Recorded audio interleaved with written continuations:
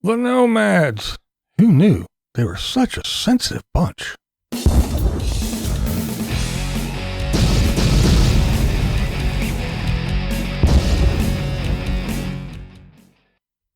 The RVers, the nomads, the wheeled wonders, the sand fleas. These are the people that claim to be like cockroaches. After the apocalypse, they will be still around. The only thing standing. They are self-sufficient, self-reliant, self-contained, roaming the free land. They endure the sun, the wind, the snow, and the rain. They are prepared and can handle anything. Well, that is, except me. That's right. The ones that, if the grid goes down, they will not be affected. The ones that spend more money on internet connections and jackeries than they do healthcare and personal hygiene. They are all whining about me. The ones that squat on free land and set up camps like high school lunch tables cry because I call them sand fleas and desert rats. These whiny little bitches get so upset because I watch their videos and show them how dysfunctional they are.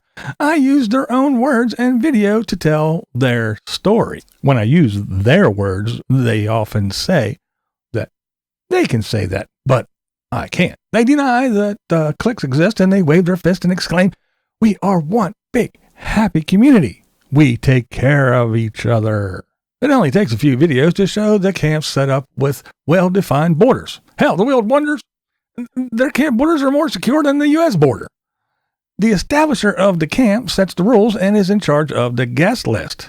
If you are not in the clique, kindly fuck off. The motto is, what can you do for me with the least amount of effort from me in return? They're quick to cry, sometimes literally, for help. This doesn't work. This is old and needs replaced. My paradise on wheels just won't start, or often phrases you hear. Yes, the ones that are free to travel have old, run-down shit that barely moves. The ones that boast the cheap, easy life can't afford fuel to get to their next location or go to town to wash their funky asses. The resilient ones that don't need society and live in their utopian paradise sit around and complain about me. Global pandemics don't bother them. Economic collapse doesn't scare them. The power grid going down doesn't even faze them. But me? That's what they cry about. Now, even though I hardly make videos anymore, they still whine. There was a time that if I didn't mention them, they wanted to know why. Now they are still crying about shit from a year ago. I am the topic around many a fireside chat. There are some channels that made deals with Dickbag Dave. If Dave did not talk bad about their channel, they would feed him all the latest nomad gossip. Yeah, you dumbasses. How do you think he knew what you drama queens were all talking about? That's right, you're one big happy community. Sold your ass out. Now you guys have your heroes like Jamie. Oh, he's so wonderful. Yeah, he bragged about doing a van build during the pandemic. He wanted to charge $600.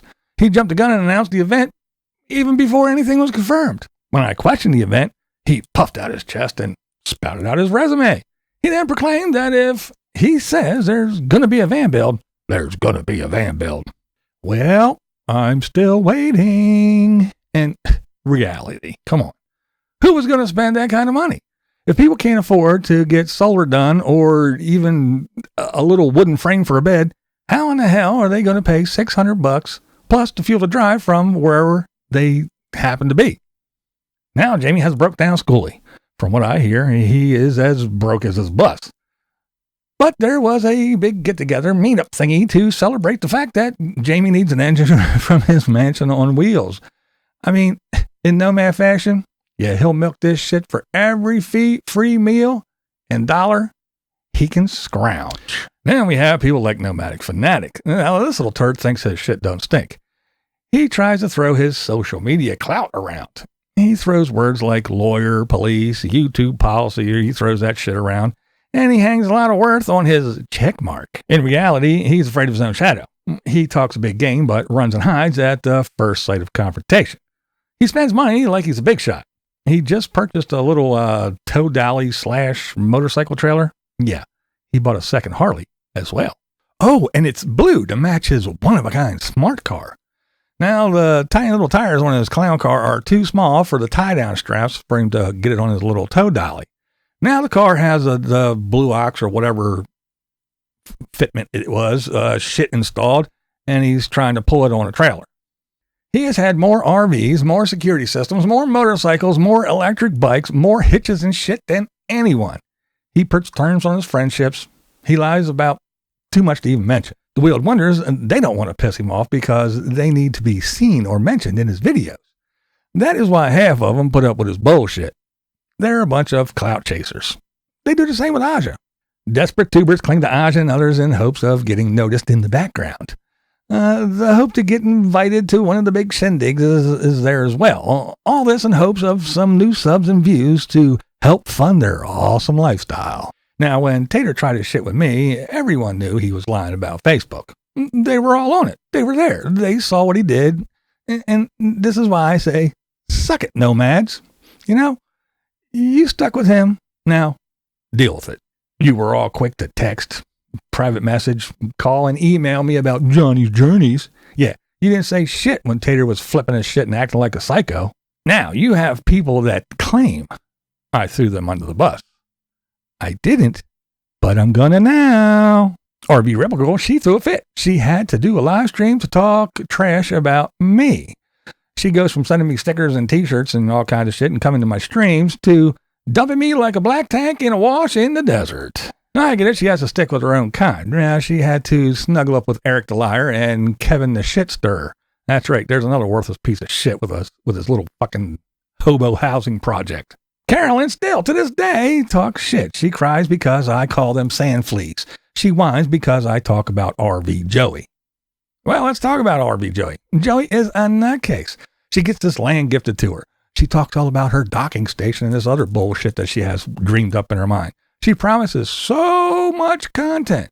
Then, boom, she's gone for a year or more. She then shows up in Michigan in the Upper Peninsula. She rambles about this house. It's not hers, but she's living in it and she's doing stuff. I don't know. She again promises so much content. Boom. Yep, that's right. You guessed it. Gone again. She then makes an appearance when Carolyn and Dan show up. So right away, Dan, he is given a list of chores to do. Joey touts yet again content. She is getting her RV, that's held together with duct tape, bubblegum, and wishes, and is heading to Arizona. That's right. Lots of content. Where is she? Who the hell knows? She disappeared again. So hell yes, I'm going to talk about that flaky ass.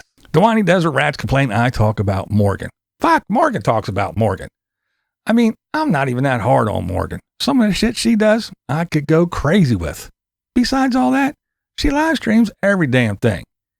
If you put it out there, not only me, but other people are going to talk. And we even have Nate with his panties in a bunch. He's pissy because I talked about his friends. Well, boo fucking who? I never talked about him. I didn't say shit when he got together with Paula from Van Vita Travels. When they broke up, that was big nomad news. Did I say anything? No, I didn't say shit. He's also whining about Johnny's journeys. Again, boo fucking who? I saw a video, one that anyone could have seen, and many did, about a mind-numbingly stupid trade of a good car for a shitty old van. I reported and talked about it. Didn't know these people, and quite frankly, still don't care. Queen D even got in on the act on that one. For being religious, she had some very un-Christian-like things to say in my comments. Now that brings me to the Cambulance Man. Oh, let's talk about drama queens. This guy makes everything, and I do mean everything, a big deal. He got a copyright claim, not even a strike, but a claim. And you would have thought a meteor was about to land on his rig. He drugged that shit out for days and I don't know how many videos. Now, this guy delays another video about 2 weeks of him fixing Dee's truck. See, Dee had this big meetup that was hers. It was a Box Van D meetup, but her truck wouldn't start or run. She couldn't even get to her own meetup. She had someone fix it. It was all fucked up and someone else had to fix it for real. Now, if you didn't know what was happening, it would appear that the Cambulance Man was the one that came through and fixed everything, due to the timing of his video release. when in reality, camping this man is the one that fucked everything up and someone else had to come and clean up the clusterfuck that he created. Now, he's sick. What do you do when you're sick? That's right. You pick up the camera and you hit record, of course. Nothing like a good half-hour slow ramble about being sick to drum up some sympathy.